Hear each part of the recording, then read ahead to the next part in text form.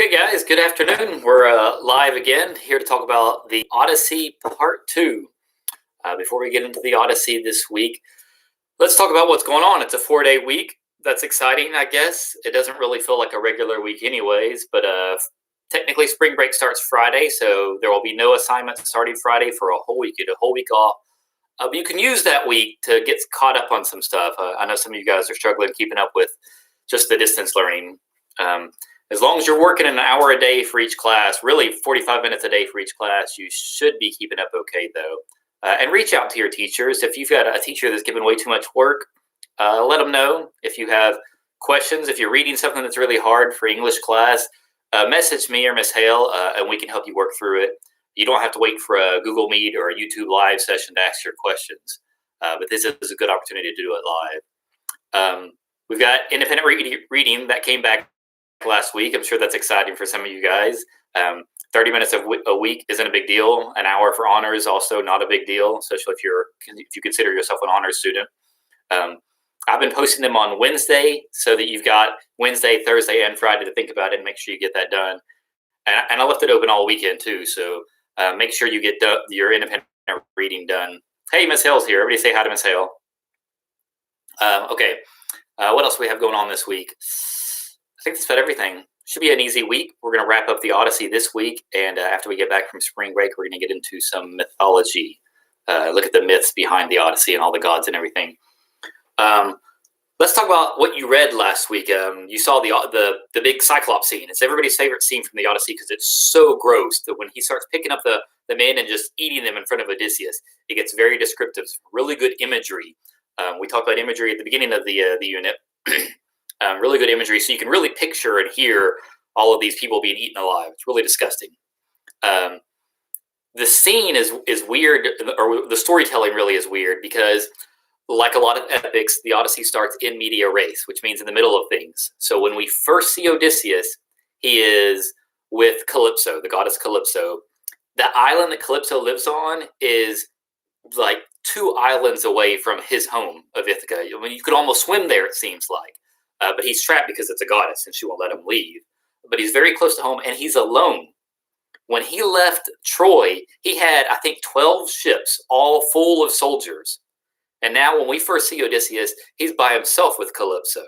So the big question is, where did all the guys go? How are they all dead?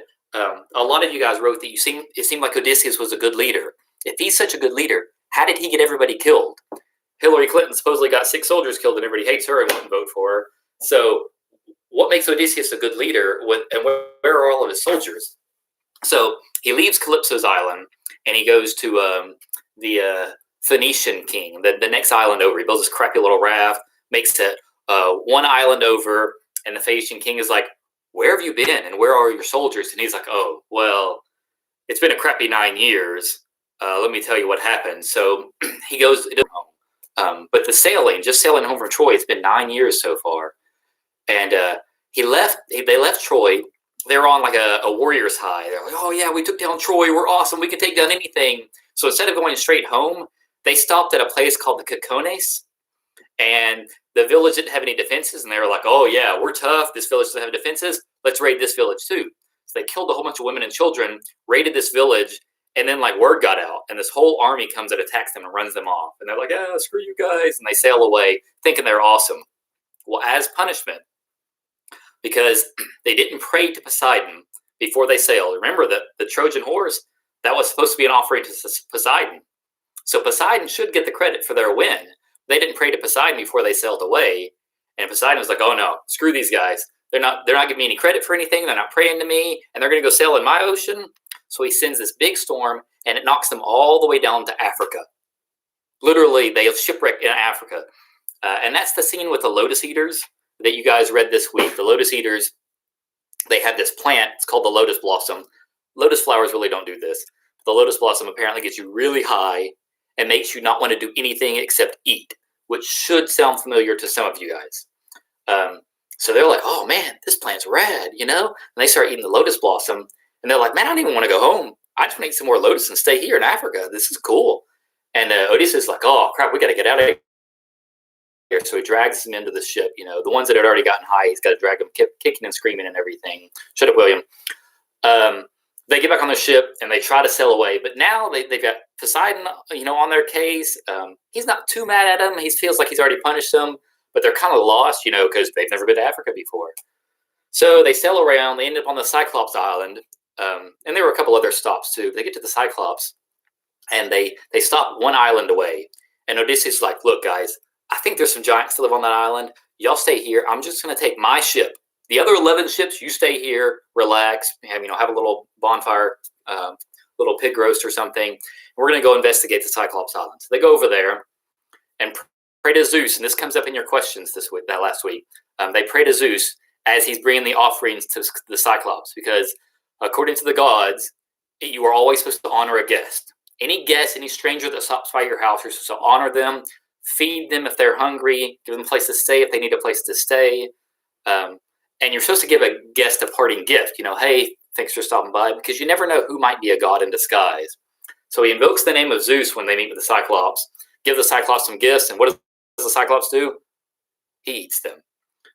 So this is like, oh man, Zeus is going to get you. And then he comes up with this plan. It's important that you read that scene so you understand his plan and how he gets away from the Cyclops. But the biggest moment, the most important moment of that scene is as they were leaving. He's sailing away, and the Cyclops, he's blinded now, right? He poked his eye out. So he's throwing rocks at Odysseus' ship. I'm going to crush you. He's yelling at him and throwing these rocks, and they're splashing all over the place. And Odysseus' men are like, geez, we're screwed. We're gonna sink. He throws one more rock near us, and it's gonna collapse the boat, and we're screwed. And Odysseus, he doesn't shut up. He starts yelling at the Cyclops. He says, "Oh, Polyphemus, you can't get me. I want you to tell everybody you know that Odysseus is the one that tricked you." And that's the first time he ever said his name. And Cyclops goes, "Oh, really? Okay, Odysseus. Let me just make a note of that. I'm gonna write that down. Odysseus is the one that tricked me. Okay." Odysseus wasn't thinking about it, but the Cyclops, Polyphemus, his dad is Poseidon, the god of the ocean. So as soon as Odysseus is gone, Polyphemus kneels down right there in the sand, and he starts praying to his father. "Father, you've abandoned me. You haven't done much for me in my life, but if you'll do just one thing, destroy Odysseus." And then Poseidon sends an even bigger storm and crushes them all, wrecks all of the ships except for one. So it's really Odysseus' fault, like totally Odysseus' fault. And then, they're sailing on, and they go to this other island that's got a bunch of cows on it. And a witch had told him that they were going to get to this island and said, "Don't touch any of the cows." Now, this scene you're not going to get to see because there's a bunch of cows and a bunch of guys starving, and that's all that happens. But the witch had told him that those cows belong to the sun god. Don't touch them. It's like his favorite thing. All the sun god does, he rises in the east, and he flies across the sky, and he lands in the west. And he goes to sleep in his little palace, and then he starts again the next day. That's a boring life. His one favorite thing to do was right about noon, he's over this one little island, and he's got some really pretty cows. And that's the highlight of his day. So I don't know. The highlight of his day is seeing those cows. Well, this one day he sails overhead, and what does he see? Odysseus' men are eating them. They're feasting on the sun god's cows. So now he's like, "Oh, I'm getting Zeus." So he tells Zeus about this. So, "Zeus, I need you to punish Odysseus." So Odysseus has one ship left. They sail away from the stupid cow island, and here comes a lightning bolt and crushes the ship. And they're all dead. So that's how Odysseus ends up alone, because when he gets shipwrecked after that lightning bolt, he ends up on Calypso's island. All right, so that's how we ended up with this whole army all the way down to just Odysseus left. Now, one word that keeps coming up, I know we've been talking about the ancient Greeks and everything. It never says ancient Greeks in the book. The ancient Greeks called themselves the Achaeans. Here's the word here. The Achaeans. Oh my God. Is that turned around for you guys? Because that looks backwards to me. The Achaeans, that's what they called, the ancient Greeks called themselves. Okay, thanks, Will. For some reason, my image, I only get the mirror image. The ancient Greece wasn't one giant kingdom. It was a collection of city-states. So the Achaeans, as they called themselves as a people, the Achaeans, but each city within the Achaeans had its own king. That's why Odysseus, he's not the king of all the Greeks. He's just the king of Ithaca, this little island of Ithaca. And all these kings had worked together to take down Troy. All right, so you'll see that word Achaeans come up. Anytime it says Achaeans, it's just talking about all the ancient Greeks together. All right, so In this next scene, what you're moving on to now is part 2 of the story, and this is Odysseus coming home. So everything we're reading this week is about what happens when he gets home. He's been away for 19 years, has never met his son. So what happens when he gets home? And the Phoenicians have given him a ship to sail home. So he comes home in this little tiny ship.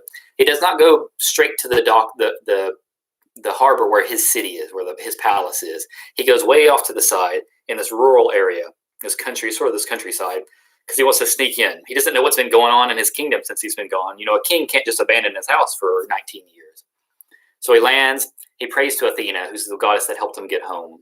And Athena transforms him. First, she makes him young, so he's whole again. So he's more fit and everything, doesn't look like a rough old beggar.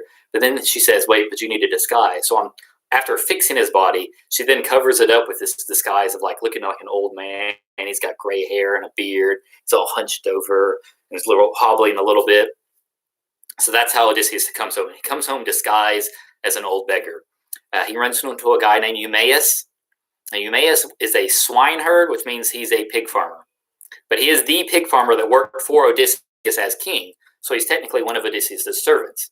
So he doesn't tell Eumaeus who he is. He just sort of sneaks around, tests the guy to see how he treats guests. Now, remember the scene with the Cyclops. It's all about how you treat guests. So he tests Eumaeus. Eumaeus is very respectful to the old beggar. And so they're like, hey, why don't you take me to the castle tomorrow? And so Eumaeus gives him a place to sleep.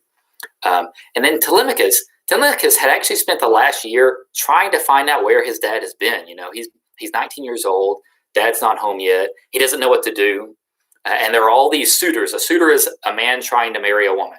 There are all these suitors that are crashing Telemachus' house, which Odysseus' old house, trying to marry Odysseus' old wife, Penelope. I don't say she's not old. His former wife, not really his ex-wife because they're not divorced. And so all these suitors are in Telemachus' house. So he's been sailing around trying to find word of his dad, because if his dad is dead, then he can claim the throne. If his dad's not dead, he needs to find him and bring him home to get rid of all these suitors, and they can reclaim their kingdom. So Odysseus meets Telemachus, and he's like, oh my God, it's my son. And look, he's 19, and he's perfect. He turned out great. I love him. I miss him. And he starts crying, and they hug, and he takes off his disguise. And Telemachus starts crying too, because finally his father's here, and he's not alone anymore. He's been growing up without a dad, but hearing all these crazy stories about how amazing his dad is, how his dad's this great king and warrior. And he's like, I don't know this guy. He's abandoned me. And so he finally sees his dad, and he's like, all right, Dad, let's do this together. Let's go home, and let's take out these guys. So we've got a lot of action coming up in the next couple scenes. So I want you to pay attention to two things.